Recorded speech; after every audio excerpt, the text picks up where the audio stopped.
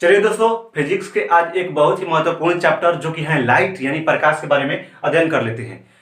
यह बहुत ही बड़ा चैप्टर होता है फिजिक्स में और पूरा फिजिक्स ही प्रकाश के चारों तरफ घूमती रहती है, यानी प्रकाश के बारे में ही ज्यादा जानना होता है फिजिक्स में। ठीक, तो चलिए एक छोटा सा वीडियो बनाकर थोड़ा सा पहले समझ लेते हैं प्रकाश के बारे में। ठीक है, इसके बाद एक और वीडियो अपलोड किया जाएगा प्रकाश के प्रवर्तन तथा अपवर्तन क्या होते हैं। तो पहले देख लीजिए प्रकाश क्या होता है। तो प्रकाश के हमारे दैनिक जीवन में क्या उपयोग होते हैं। प्रकाश के कारण ही हम किसी वस्तु को देख पाते हैं। जैसे कोई भी वस्तु हो, अगर वहां पर प्रकाश नहीं जा रहा है तो हम उस वस्तु को नहीं देख पाएंगे। जैसे हमारा यह कमरा हो गया, यहाँ पर एक रूम हो गया और हम यहाँ पर बाहर खड़े हुए और इस कमरे में कोई वस्तु रखा हुआ है और इसमें कोई भी लाइट का सोर्स नहीं है, यानी कोई भी प्रकाश नहीं है, तो हम उस वस्तु को नहीं देख पाएंगे।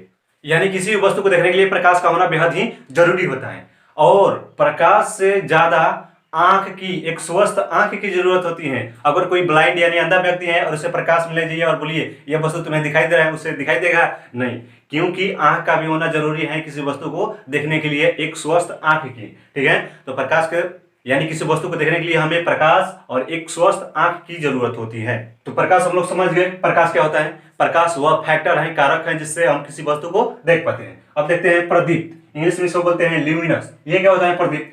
तो वैसा कोई पदार्थ या वस्तु जिसमें से प्रकाश उत्सर्जित हो, जिसमें से क्या हो, लाइट उत्सर्जित हो, उसे हम लोग बोलते हैं प्रदीप्त यानी ल्यूमिनस। अब अप्रदीप्त किसको बोलते हैं? तो अ मतलब हो जाता है नहीं। आप लोग जानते ही होंगे, हिंदी पढ़ते होंगे, तो इसे नॉन ल्यूमिनस इसमें लगा दिए गए हैं NUN, नॉन ल्यूमिनस। ये अप्रदीप्त क्या होता है? तो वैसा वस्तु जिसमें से कोई प्रकाश की किरण नहीं निकलता हो, वह कहलाता है अप्रदीप्त यानी नॉन ल्यूमिनस। अब ये प्रदीप्त के उदाहरण जैसे देख लीजिए, सूर्य देखे होंगे आप लोग, सूर्य में से क्या निकलता है? प्रकाश निकलता है। चांद भी होता है ना प्रदीप्त? नहीं होता है चांद। चांद जो होता है प्रकाश थोड़े निकलता है, वह तो सूर्य के प्रकाश से चमकता है ना, तो चांद जो होगा प्रदीप्त नहीं होगा, ल्यूमिनस नहीं होगा। सूर्य हो गया, एक लाइट हो गया हमारा, टॉर्च हो गया या कोई भी बल्ब हो गया। और नॉन ल्यूमिनस जो ईंट, पत्थर, बोर्ड, मार्कर कोई भी हो गया जिसमें से प्रकाश नहीं निकलता है, वो कहलाता है अप्रदीप्त। ठीक है, अब देख लेते हैं किरणपुंज। किरणपुंज क्या होता है? तो प्रकाश जब निकलती है तो बहुत सारे उसमें से किरणें निकलती हैं। किरणें हमें दिखाई नहीं देती हैं। जैसे कोई भी हम लोग लाइट यहाँ पर टॉर्च बारते हैं तो क्या होता है, बहुत सारी किरणों का एक समूह निकलता है, बहुत सारी किरणें निकलती हैं। और वही किरणों का समूह बहुत सारे किरण निकलती हैं, तो वही किरणों का समूह कहलाता है किरणपुंज। इंग्लिश में इसे बोलते हैं बीम, BEAM। ठीक है, अभी किरणपुंज जो होता है 3 प्रकार के होते हैं, अभिसारी, अपसारी और समानांतर। इंग्लिश में कन्वर्जिंग, डाइवर्जिंग और पैरेलल। अब इसे याद करने के लिए एक ट्रिक बता दूं। अभिसारी, तो एक लड़की है जिसका नाम है किरण, एक लड़की जिसका नाम है किरण, तो किरण अभी आप शांत रहिए। ठीक है, किरण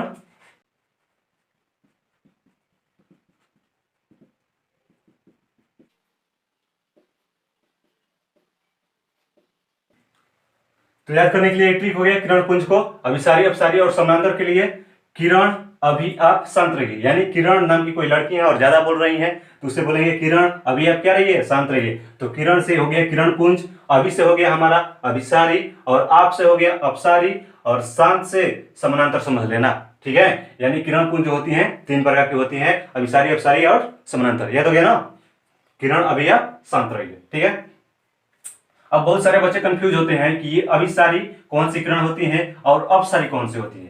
पैरेलल तो आप सभी जानते हैं, समानांतर सभी जानते हैं। 8 और 9th क्लास में ही बच्चे पढ़ते हैं कि पैरेलल जो होता है बराबर को कहते हैं, समानांतर को कहते हैं।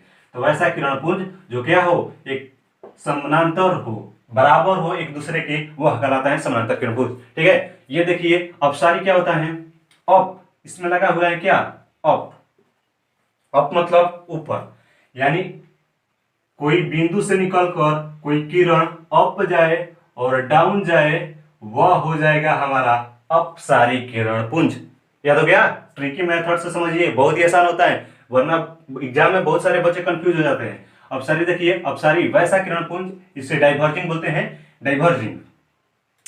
अपसारी यानी अप, कोई किरण अप से ऊपर होता है ना, अप से ऊपर, यानी कोई किरण ऊपर निकल रही है और डाउन नीचे निकल रही है, और ये ऐसा तो जाएगी ही, तो वह कहला जाएगा हमारा अपसारी। ठीक है, अपसारी किरण पुंज। ये अभिसारी देखिए क्या होता है, अभिसारी। तो एक वर्ड याद रखिएगा, अभिसारी।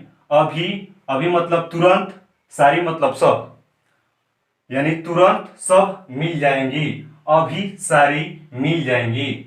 अभी सारी बहुत सारी किरणें निकल कर आ रही है चारों तरफ से, और एक किरण पर क्या हो रही है, एक बिंदु पर मिल रही हैं। तो अभी से तुरंत और सारी से सब, यानी तुरंत सभी मिल जाएगी, अभी सारी मिल जाएगी। याद रखिएगा, अभी सारी मिल जाएगी।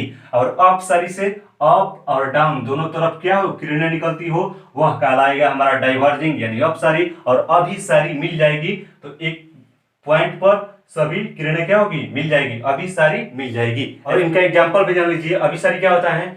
तो आप लोग देखे होंगे कि स्टैंड बॉक्स में पहले मिलता था एक ऐसे सर्च बॉक्स जैसा गूगल टाइप का एक मिलता था, गूगल टाइप का एक मिलता था, जिसमें ऐसे होता था, वो ऐसे होता था ना, देखे थे स्टैंड बॉक्स। जब हम बच्चे थे तो क्या करते थे, उसमें उसको ले जाकर सूर्य की रोशनी में रखते थे, और बहुत सारी किरणें आती थी सूर्य के, और क्या करती थी, एक पॉइंट पर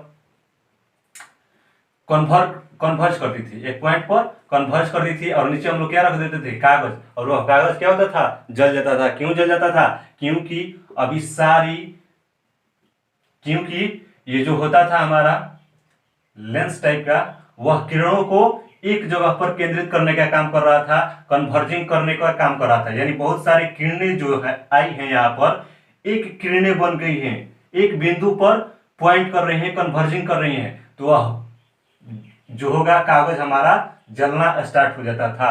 कन्वर्जिंग के कारण ही क्या होता था, हमारा पेज जो होता था जलना स्टार्ट हो जाता था। समझ गए। ये अपसारी देखिए, अपसारी क्या होता है कि कोई भी बल्ब है, बल्ब हम लगाते हैं घर में ना, तो वह बल्ब जो होता है डायरेक्ट सीधा नहीं जाता है। जब हम बल्ब लगाते हैं तो चारों तरफ क्या करता है, प्रकाश देता है। ठीक है ना, वह होता है हमारा अपसारी। अब ये समानांतर क्या होता है, लाइट आप लोग देखे होंगे, लाइट बार बार कहीं पर गए भी होंगे। लाइट जो होता है, टॉर्च जिसको बोलते हैं, वह होता है हमारा समानांतर, यानी एक दिशा में जाता है, सीधे समानांतर जाता है एक दिशा में, उसको बोलते हैं पैरेलल। चलिए अब देखते हैं पारदर्शी क्या होता है। तो पारदर्शी पदार्थ वह कहलाते हैं, यानी ट्रांसपेरेंट मटेरियल्स वह होते हैं जिसमें से प्रकाश क्या हो, आर पार पूरी तरह से दिखाई देने लगे, वह होता है हमारा पारदर्शी। जैसे हवा, जल, हवा, जैसे हवा, जल, ये क्या हुआ, पारदर्शी, यानी जिसमें से प्रकाश क्या हो, आर पार दिखाई दे, वह होता है पारदर्शी। ये सेकंड परभासी क्या होता है, जिसको बोलते हैं ट्रांसलूसेंट। ये क्या होता है, जिसमें से प्रकाश थोड़ी मात्रा में बाहर जाए, वह हो जाएगा हमारा पारभासी।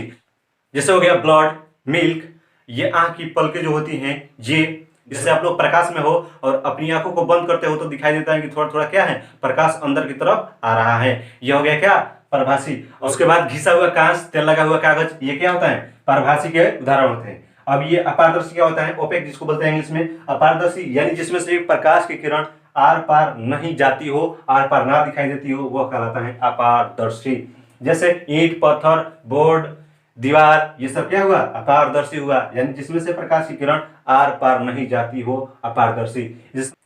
पारदर्शी मतलब पूरा आर पार जाए, ट्रांसपेरेंट यानी पूरा आर पार प्रकाश की किरण जाए। पारदर्शी पदार्थ पारभासी, पारभासी, भासी मतलब क्या होगा, आधा, यानी भासी मतलब याद रखिएगा आधा, यानी जिसमें से प्रकाश की किरण आधा आर पार जाए, पूरी तरह से आर पार ना हो, पारभासी। अपारदर्शी मतलब प्रकाश की किरण को अपने अंदर से थोड़ा भी ना जाने दे, वो होता है ओपेक यानी अपारदर्शी। ठीक है, आगे समझ में, प्रकाश क्या होता है, प्रकाश वह भौतिक कारक होता है जिसके कारण हम किसी वस्तु को देख पाते हैं। प्रदीप्त वस्तुएं वह होती है, वह वस्तुएं जिसमें से प्रकाश निकलता हो, सूर्य हो गया, लाइट हो गया, वह हो गया प्रदीप्त, यानी प्रकाश के स्रोत को बोलते हैं प्रदीप्त, यानी जिसमें से प्रकाश निकलता हो। अप्रदीप्त क्या होता है, इसे इंग्लिश में नॉन ल्यूमिनस जोन बोलते हैं, उसमें से प्रकाश नहीं निकलता हो, वह बोला जाता है नॉन ल्यूमिनस जोन यानी अप्रदीप्त।